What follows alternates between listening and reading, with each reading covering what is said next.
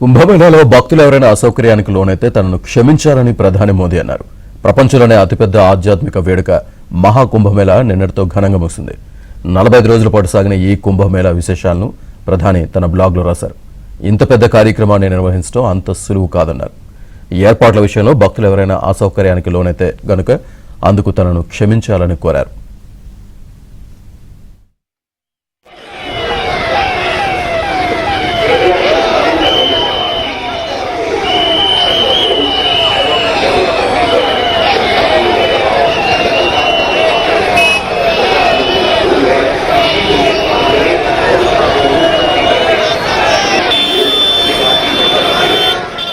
ముగిసింది.